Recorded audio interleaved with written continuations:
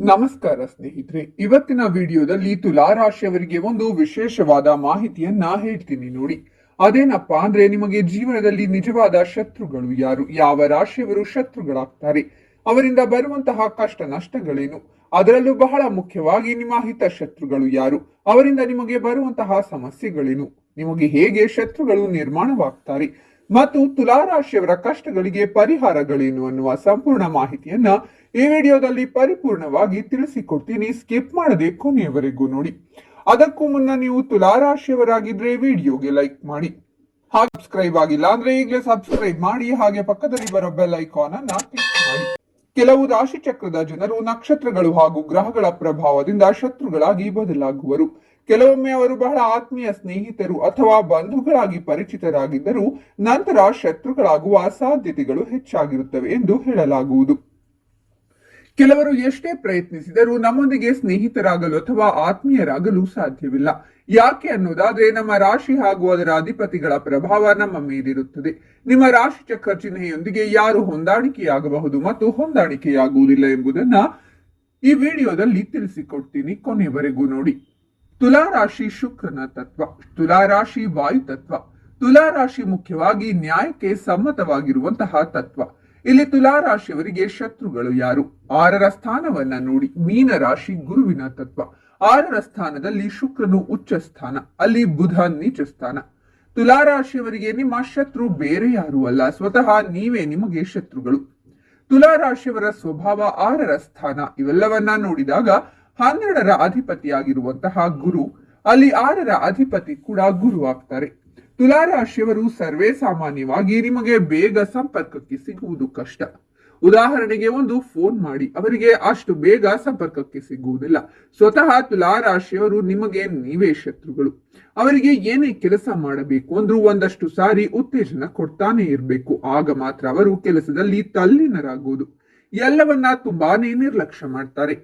ಯಾಕೆ ನಾನು ನಿಮಗೆ ನೀವೇ ಶತ್ರು ಅಂತ ಹೇಳಿದೆ ಅಂದ್ರೆ ನೋಡಿ, ತುಲಾ ರಾಶಿ ವಿಶೇಷವಾಗಿ ಶುಕ್ರನ ತತ್ವ. ಅದೇ ಶುಕ್ರ 6ರ ಸ್ಥಾನದಲ್ಲಿ ಉಚ್ಚ ಸ್ಥಾನ.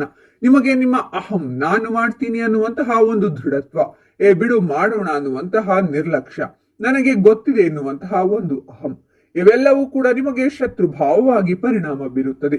6ರ ಸ್ಥಾನ ನಿಮಗೆ ಅಡೆತಡೆ ಸ್ಥಾನ, ಶೂಲ ಸ್ಥಾನ, ಇವೆಲ್ಲವನ್ನ 6ರ ಸ್ಥಾನದಲ್ಲಿ ಅಡಕವಾಗಿಟ್ಟಿದ್ದಾರೆ ಋಷಿ ಮುನಿಗಳು.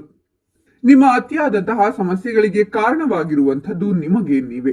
ನಿಮಗೆ ಈ ರೀತಿಯಾದಂತಹ ಶತ್ರು ಮನೋಭಾವನೆ ಉತ್ಪತ್ತಿಯಾಗುತ್ತಾ ಬರುತ್ತೆ ನೋಡಿ. ಬೇಕಾದ್ರೆ ಒಂದು ಕ್ಷುಲ್ಲಕ ಕಾರಣಕ್ಕೆ ಶತ್ರು ಭಾವನೆ ಉಂಟಾಗುತ್ತೆ. ಇದರಿಂದ ಸಂಕಷ್ಟಗಳು ಪ್ರಾರಂಭವಾಗುತ್ತೆ, ಅದರಿಂದ ನಷ್ಟಗಳು ಆಗಲು ಶುರುವಾಗುತ್ತೆ. ತುಲಾ ರಾಶಿ ಬೇರೆ ಎಲ್ಲೂ ಹೋಗೋದು ಬೇಕಾಗಿಲ್ಲ, ನಿಮಗೆ ನೀವೇ ಶತ್ರುಗಳು. ಹಾಗಾಗಿ 6ರ ಸ್ಥಾನ ಗುರುವಿನ ಸ್ಥಾನ. ಗುರುವಿಗೂ ಕೂಡ ಅಹಂ ಇರುವಂತದ್ದು. ಎಲ್ಲವನ್ನ ನಾನು ಮಾಡಬಲ್ಲೆ, ಎಲ್ಲವೂ ನನ್ನಿಂದಲೇ ಆಗಬೇಕು ಅನ್ನುವಂತಹ ಮನೋಭಾವನೆ ತುಲಾ ರಾಶಿಯವರಲ್ಲಿ ಎದ್ದು ಕಾಣುತ್ತೆ. ಅದನ್ನ ಕಡಿಮೆ ಮಾಡಿಕೊಳ್ಳುವಂತಹ ಅನಿವಾರ್ಯತೆ ಇರುತ್ತೆ. ನಮ್ಮ ಋಷಿ ಮುನಿಗಳ ಪ್ರಕಾರ ಸ್ವಾತಿ ನಕ್ಷತ್ರ, ವಿಶಾಖ ನಕ್ಷತ್ರ, ಚಿತ್ತ ನಕ್ಷತ್ರ ಬರುವಂತಹ ತತ್ವ. ಇಲ್ಲಿ ಸ್ವಲ್ಪ ಹೊಟ್ಟೆ ಕಿಚ್ಚಿನ ಬುದ್ಧಿಯನ್ನ ಕೂಡ ನೋಡುವಂತಹ ಸಾಧ್ಯತೆ ಇದೆ. ಅವಾಗ ನಿಮಗೆ ಇದೆಲ್ಲ ಆಕ್ಟಿವೇಟ್ ಆಗುತ್ತೋ ಆವಾಗ 6ರ ಸ್ಥಾನದಲ್ಲಿ ಸಮಸ್ಯೆಗಳು ಉಂಟಾಗುತ್ತೆ. ಹಾಗಾಗಿ ಸಾಧ್ಯವಾದಷ್ಟು ತುಲಾ ರಾಶಿಯವರು ನಿಮ್ಮ ಗುಣಗಳಲ್ಲಿ ಬದಲಾವಣೆ ಮಾಡಿಕೊಳ್ಳುವುದು ಬಹಳನೇ ಮುಖ್ಯ. ಇನ್ನು ತುಲಾ ರಾಶಿಯವರಿಗೆ ಶತ್ರುಗಳಾಗುವ ರಾಶಿಗಳು ಯಾವುವೆಂದರೆ, ಮೊದಲನೆಯದಾಗಿ ಕಟಕ ರಾಶಿ. ತುಲಾ ರಾಶಿಯವರು ಕಟಕ ರಾಶಿಯ ಸ್ನೇಹಿತನನ್ನ ಅರ್ಥ ಮಾಡಿಕೊಳ್ಳಲು ಸಾಧ್ಯವಾಗದಿರಬಹುದು. ಅವರು ಬಹಳಷ್ಟು ಮನಸ್ಥಿತಿ ಬದಲಾವಣೆಗಳನ್ನ ಹೊಂದಿರುತ್ತಾರೆ ಮತ್ತು ಅವರು ಅದನ್ನ ಅರ್ಥ ಮಾಡಿಕೊಳ್ಳಲು ಸಾಧ್ಯವಾಗುವುದಿಲ್ಲ. ತುಲಾ ರಾಶಿಯವರು ಎಲ್ಲಾ ವಿಷಯಗಳಲ್ಲಿ ತರ್ಕವನ್ನ ಹುಡುಕುತ್ತಿರುವಾಗ ಕರ್ಕಾಟಕ ರಾಶಿಯ ವ್ಯಕ್ತಿಗಳು ಭಾವನೆ ಮತ್ತು ಭಾವನೆಗಳ ಕ್ಷೇತ್ರದಲ್ಲಿ ವಾಸಿಸುತ್ತಾರೆ. ಇವೆರಡೂ ಒಂದಕ್ಕೊಂದು ತುಂಬಾ ಭಿನ್ನವಾಗಿರುತ್ತವೆ ಮತ್ತು ತುಲಾ ರಾಶಿಯವರು ಭಾವನೆಗಳಿಗೆ ಅಷ್ಟೊಂದು ಪ್ರಾಮುಖ್ಯತೆ ನೀಡುವುದಿಲ್ಲ.